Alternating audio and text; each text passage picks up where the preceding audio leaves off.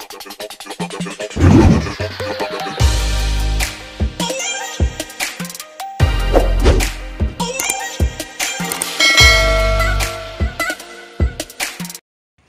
morning mga kaprom.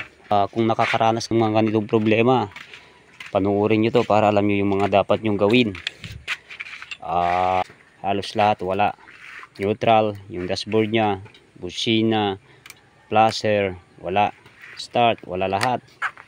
Pag ganito yung mga naka-encounter nyo, syempre pag blackout lahat, hindi nyo rin mapapaandar kasi kahit nakasusi hindi yan naandar. So, kapag ganito mga problema mga prom ay napakasimple, basic na basic, alam nyo yung gawin to.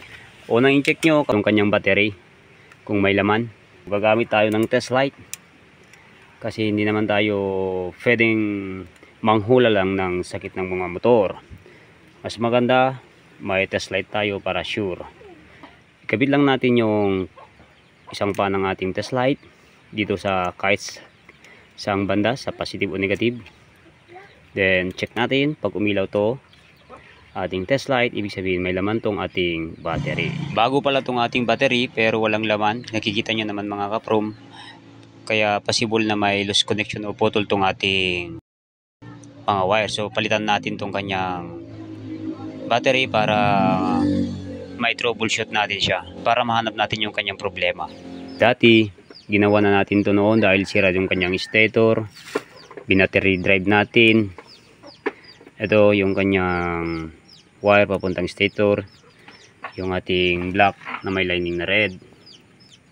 So pinutol natin, di na natin ginamit tong kanyang stator. Sa kanyang rectifier at battery tayo kumukuha ng kanyang kuryente. Pagkasira tong ating battery at yung ating rectifier, talagang walang kuryente itong ating motor at hindi natin siya mapapandar. Pero kung stator drive siya, kahit sira yung battery, kahit sira yung ating rectifier o yung kanyang charger, aandar pa rin siya. So kaso nga lang, sabi ko nga, battery drive na itong motor na to, battery na yung nagpapaandar o nagbibigay ng kuryente sa ating motor. So pag sira tong ating battery at yung rectifier, hindi rin naandar itong motor. Napalitan na natin tong kanyang battery, so magto-troubleshoot na tayo. Unahin natin tong kanyang battery para i-check kung may laman. So ayan, may ilaw, ibig sabihin may laman. Then so natin tong kanyang fuse. Dapat tong galing sa kanyang baterya ay nakakatawid dito sa ating fuse, kaya dapat umilaw tong magkabilang side ng fuse. So good yung ating fuse. Tingnan na natin sa kanyang switch kung gagana na itong ating dito sa may mga accessories natin at yung ilaw ng ating neutral. So wala pa rin. So ayan, kahit nakasusi na wala pa rin. So pagka na-check nyo itong dalawang itong battery at saka fuse, kung okay yan, babaybayin nyo lang itong wire na to, kulay red, papunta sa kanyang harness at papunta dito sa may kanyang susian. May mga wire dito. Tingnan nyo lang dito yung wire ng ating susian, sundan nyo lang, may socket doon nyo i-check. So okay, ito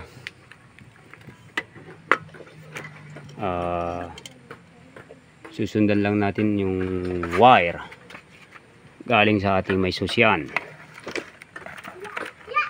Saan ka na? So ito siya mga kaprom. May apat tayong wire dito. Positive kulay red, at ground kulay green, at pure black. Ito yung accessories natin. Ito yung papandar sa lahat ng mga busina, flasher at mga ilaw natin. At itong black na may lining na white, kill switch natin yan para mamatay yung ating makina pag nakandar. So unang check natin dito etong kanyang kulay red, kung may supply, may sinusupply yung ating battery papunta dito. So check natin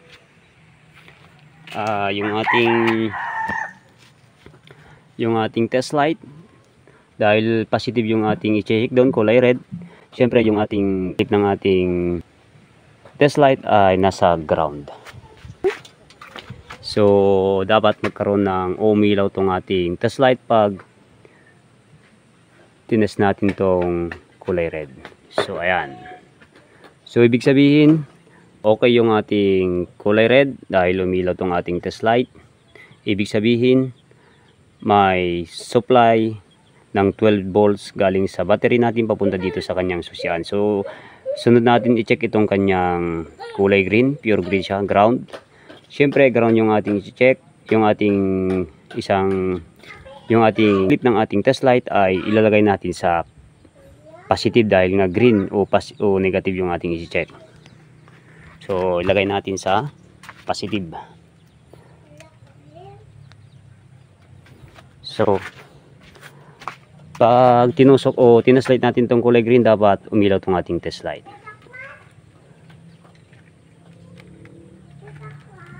So ayan, parang wala. Wala tayong na detect. So ayaw umilaw tong ating test light. Ibig sabihin walang supply na dumadaloy dito sa ating ground. So gawin natin dito, check natin tong galing battery na itong kanyang wire. So ayan. So walang supply yung ating wire galing sa kanyang battery.